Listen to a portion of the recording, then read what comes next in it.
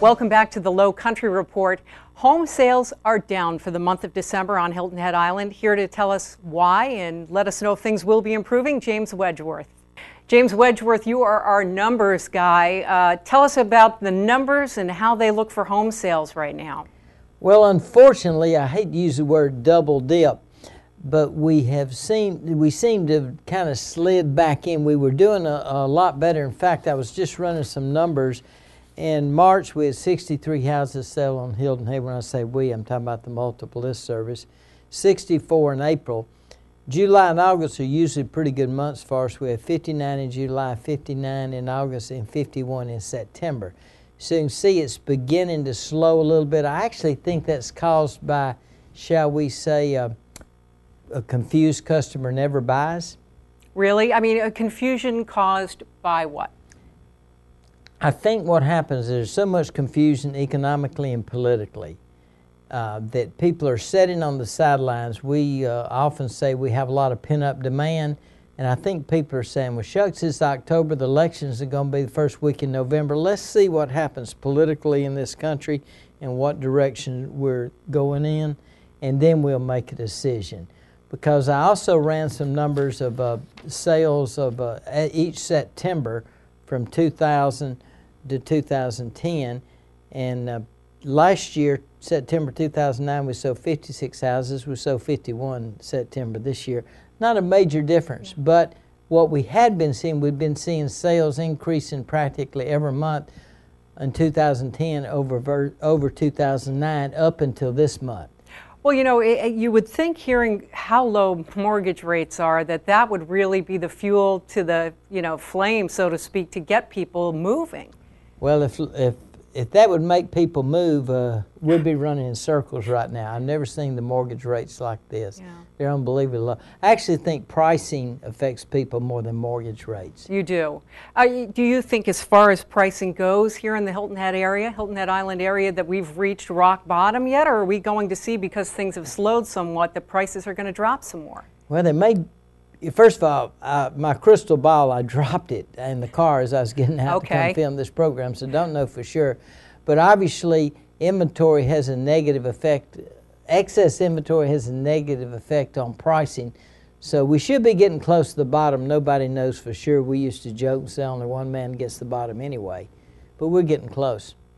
Now, foreclosures have an impact as well. Where are we at with those? Foreclosures have been continually increasing, which is one of the reasons you're seeing so much pressure on prices. You know, there's a lot of pent-up demand, though. I mean, sooner or later, these people are going to buy. They're not going to sit on their billfolds forever. They'll spend the money. Well, I'd be curious. I mean, pent-up demand, if that exists out there, and we have our elections come November, do you think it will be a type of scenario where we'll see a sudden large increase in the number of homes that are closed on? Or you've hit what I think the nail on the head. Really? Yes, I think that people that want to buy, the prices are good, the selection's good, they're just concerned about the direction of the country. And if I think there's a, quote, change occurs in November, I think these people will come off the sidelines and enter the ball game. Of course, you, I would guess, would recommend for people that don't have to sell right now, don't put the home on the market? Oh, we tell people all the time, is the worst thing you can do is if you just, quote, want to test the market. Well, I test it all day, every day. I can assure you I know the answer to that question. We don't have to test it. We know what it is. Even if a home or a villa or whatever condo is priced very attractively, does that help move it in these it's economic basically times? A function of price, yeah.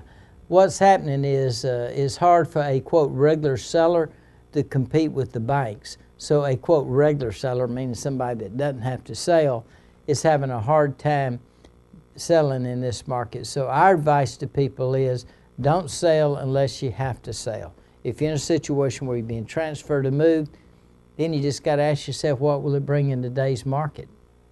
When you look at the numbers, and you're specific as far as what you've brought us today to the Hilton Head Island area, are we seeing the same kind of lessening of home sales throughout the state of South Carolina right now, as far as you know? Or Wow, I don't know. I'm having enough trouble keeping up with the Hilton Head. Okay, I didn't mean to put you on the spot there. Columbia, I have no idea. I did Yeah. go through there recently. Right. Didn't stay at a Holiday Inn Express, but I did go through Columbia. So. Okay, so we won't ask you for a review on that Holiday Inn Express today. But okay, pent-up demand, you say that's the main reason. Wait till after Election Day, and then we will see, hopefully, an increase in the number of homes sold in our area. Any final thought that you want to give us today? Well, what I've been telling people, it's an unbelievable time to buy. There's some great investments out there because of the foreclosures and the amount of properties for sale. So I just sum it up, it's a great time to buy. Unfortunately, it's not a very good time to sell. Boy, you know, wouldn't it be great if you were someone with a lot of cash right now? I mean, I would think it'd be a great time to do some buying. It really is.